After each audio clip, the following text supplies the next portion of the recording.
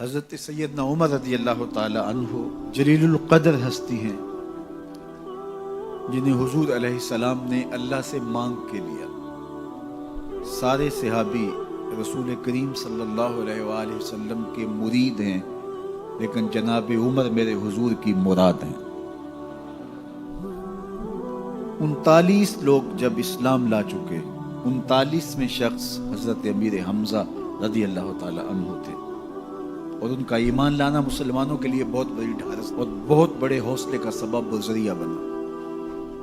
تو میرے حضور نے ہاتھ اٹھا لیے، کہا اے اللہ، ایک شیر دیا ہے امیر حمزہ، ایک شیر اور عطا کر دے، اب تیری مرضی، عمر بن خطاب دے دے یا عمر بن حشام دے دے۔ حضور دعائیں مانگ رہے اور یہ ہاتھ میں تلوار لیے غیظ و غضب سے بھرے ہوئے گھر سے نکلتے ہیں کہ بانی اسلام کا چراغ ہی بجھا دینا ہے۔ راستے میں ایک صاحب ملے اور کہا کہ عمر، تیور کوئی اچھے نہیں لگتے، خیر تو ہے، کدھر جا رہے ہو؟ کہا چراغ اسلام بجھانے جا رہا ہوں، یہ روز کا مسئلہ ختم ہونے لگا ہے میرے ہاتھوں۔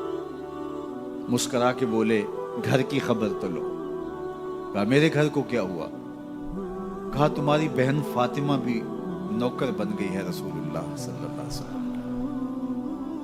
غصے سے بھرے ہوئے اپنی بہن کے گھر کا رخ کرتے ہیں، اندر سے قرآن پڑھنے کی آواز آ رہی، غصہ اور بڑھ جاتا ہے، دروازے کو زور زور سے کھٹکھٹاتے ہیں۔ اہل خانہ سمجھ گئے ماجرا کیا ہے، گرجدار آواز ہے جناب عمر کی، دروازہ کھولو۔ جلدی سے معلم کو چھپا دیا اور بہن آگے بڑھ کے دروازہ کھولا۔ کہا تم سابی ہو گئے ہو، دین چھوڑ دیا تم نے، بتوں کی وفا ترک کر دی اور بے تحاشا مارنا شروع کیا۔ بہن کا سر پھٹ جاتا ہے، خون بہنے لگتا ہے اور یہ مارتے چلے جاتے ہیں۔ فاطمہ بنت خطاب بولی عمر، تم خطاب کے بیٹے ہو، سنو میں بھی خطاب کی بیٹی، جو ظلم جو جبر کرنا ہے کرو، میں محمد عربی کا دامن نہیں چھوڑوں گی۔ سوچنے پہ مجبور ہو جاتے ہیں وہ کون سی طاقت ہے جس نے بجلیاں بھر دی اس کے اندر۔ کہا جو تم پڑھ رہے تھے مجھے بھی سنا سکتے ہو؟ کہا تمہیں غسل کرنا ہوگا۔ عمر اپنے بدن کو دھو رہے ہیں، میرا رب دل دھو رہا ہے۔ اتنے میں معلم بھی قرآن لے کر آ جاتے ہیں اور قرآن کی تلاوت ہونے لگتی ہے۔ طٰہٰ ما انزلنا علیک القرآن لتشقیٰ، 14ویں رات کے محبوب چاند، ہم نے قرآن اس لیے نازل تو نہیں کیا تھا کہ تم مشقت میں پڑ جاؤ۔ بے تاب ہو گئے، کہا عمر کی عمر برباد ہو گئی، مجھے لے چلو حضور کی چوکھٹ پہ۔ تلوار حمائل کی ہے، بہنوئی ساتھ ہیں،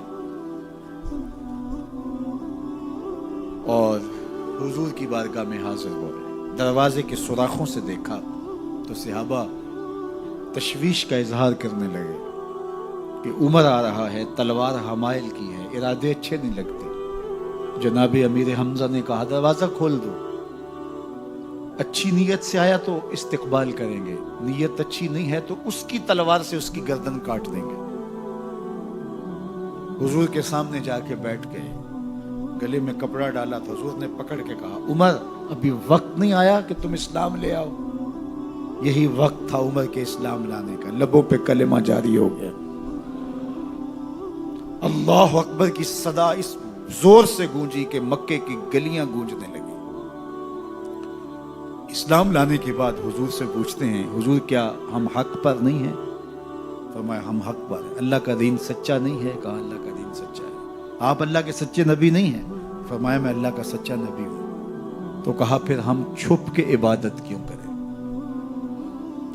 اب مسلمانوں کی 2 صفیں بنتی ہیں، ایک صف کی قیادت امیر حمزہ کرتے ہیں، دوسری صف کے آگے آگے عمر بن خطاب چلتے ہیں، اور حضور درمیان میں ہیں، اور یہ ملکوتی قافلہ صحن حرم میں آ کے اعلانیہ عبادت کرتا ہے۔ حضرت عبداللہ ابن مسعود رضی اللہ تعالیٰ عنہ فرماتے ہیں عمر کا اسلام لانا اسلام کے لیے عزت کا سبب بنا، اسلام کے وقار کی علامت بن گیا۔ ایک ایک کے دروازے پہ جا کے دروازہ کھٹکھٹا کے کہتے ہیں، وہ تو اور خبر سننے کے لیے بے چین تھے کہ یہ بانی اسلام کی زندگی کا چراغ بجھانے گیا تھا، کوئی خبر لایا ہوگا۔ وہ کہتے ہیں آؤ عمر کدھر آئے ہو؟ کہا تمہیں بتانے آیا ہوں، کمزوروں سے پنجہ آزمائی کرتے رہے ہو، آؤ میرے سے بات کرو، میں محمد عربی کا نوکر بن گیا ہوں۔ اللہ اکبر۔ میرے حضور نے فرمایا جب اچھے لوگوں کا ذکر کرو تو میرے عمر کا ذکر بھی کیا کرو۔ میرے عمر کی زبان پر حق بولتا ہے، سچ بولتا ہے۔ ان الشیطان یفر من ظل عمر، عمر کے سائے کو دیکھ کے شیطان بھاگتا ہے۔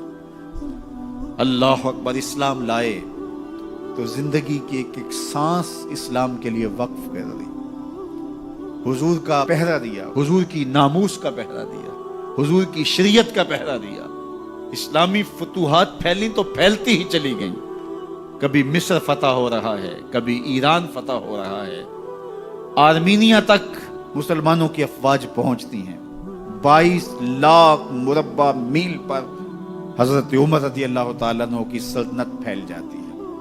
عدل و انصاف کا دورہ ہوتا ہے۔ زمانے نے دیکھا کہ غیر مسلم بھی عدالت میں کھڑا ہے تو اسے خوف نہیں ہوتا تھا کہ میرے سے ناانصافی ہوگی، اس لیے کہ حکومت عمر کی چل رہی ہے۔ وہ بھی مطمئن ہوتا تھا کہ